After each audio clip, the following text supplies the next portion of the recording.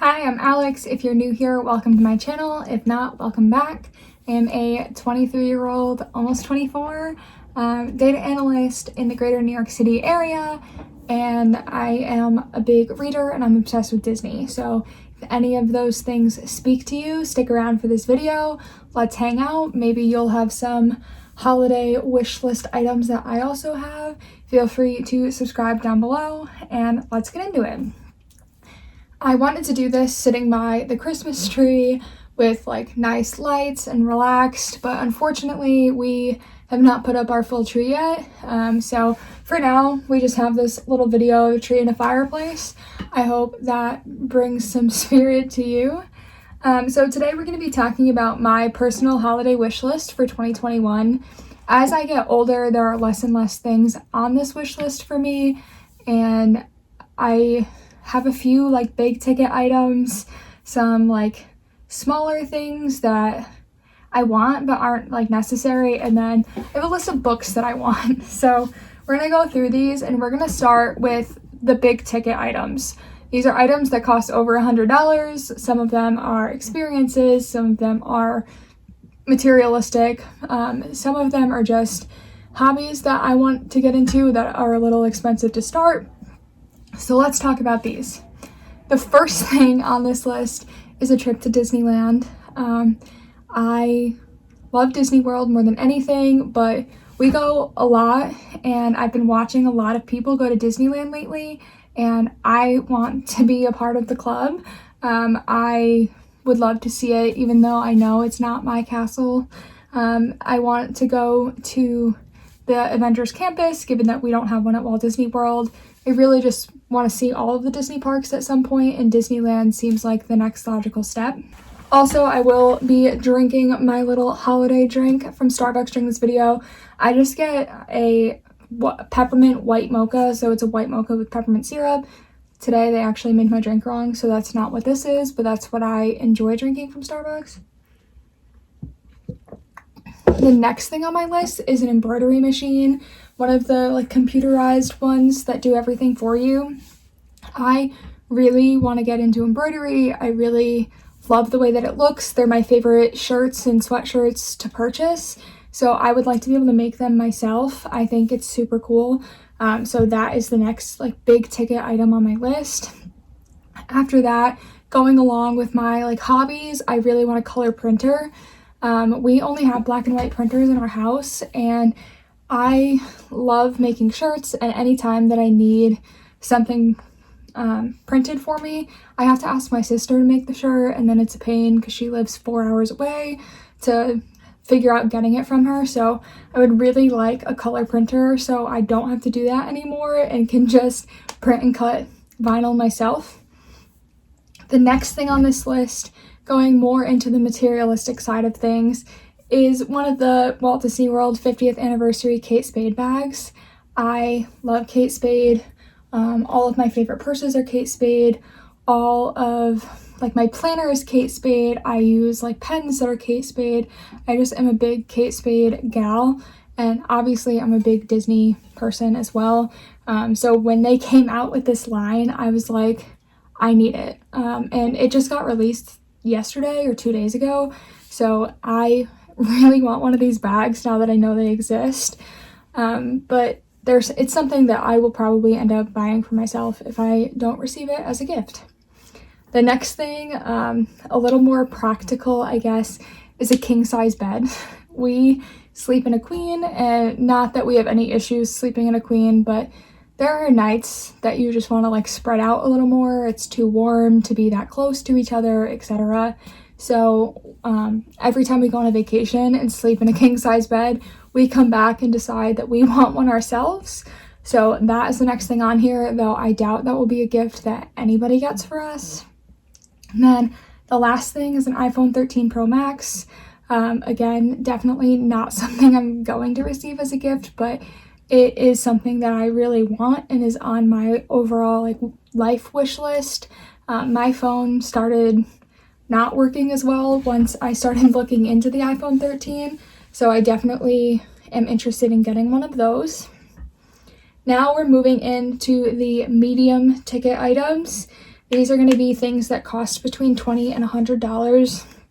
And I'm going to be honest, all 5 of these things are Disney merchandise, which says a lot about me. The first one, they just released a green fleece Spirit jersey. They have it for Walt Disney World and Disneyland. At first, they only released it for Disneyland, and I really wanted the Disneyland one because I don't own any Disneyland merch.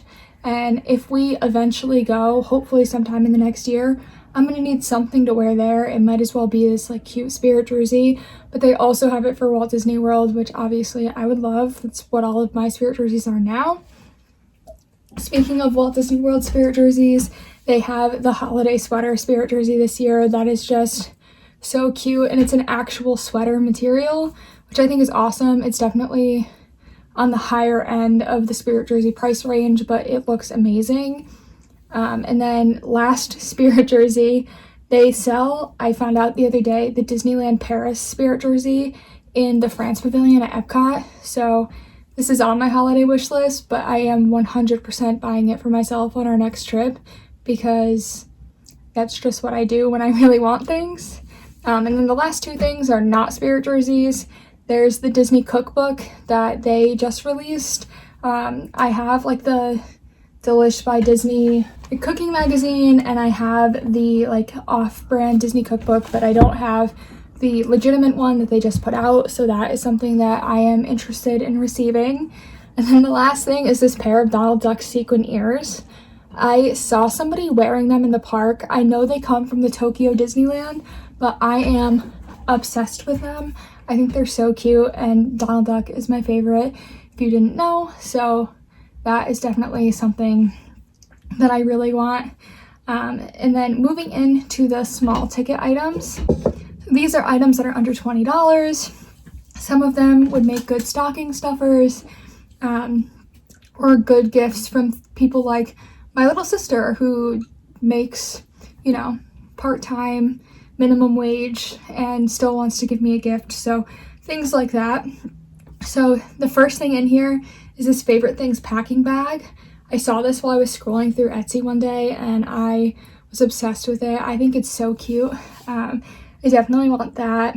And then something that's been on my wish list for over a year now that I couldn't find at the Disney store, but I've seen it on like Mercari and eBay and Poshmark, is this Fantasyland home castle mug. I think it's the cutest mug ever, honestly, and I need to put it in my cabinet. It's just like it's non-negotiable for me. I need this cup. The next thing on my list is an engraved Apple Watch band. The particular one I want has just the castle engraved into it, and I think it's, again, really cute. I'm sure I've said this a lot in this video, but I love it. This isn't something that is necessary, obviously, and my Apple Watch band is fine as it is, but I do think it's a cool extra thing to have.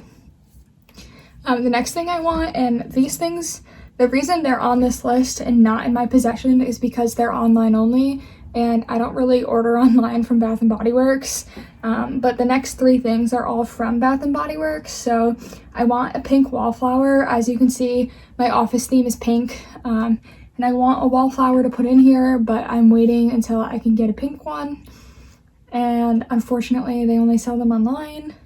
And then these 2 scents are also online only. So there's the salted butterscotch and vanilla, and I want the like wall plug-in for it. It sounds like it smells so good.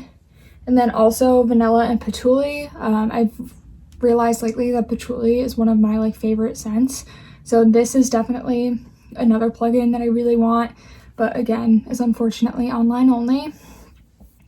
The next thing on my small ticket items is the unofficial Harry Potter cookbook. As you can see, there's a theme here. I like to cook. I want new cookbooks and lots of things that are theme park themed.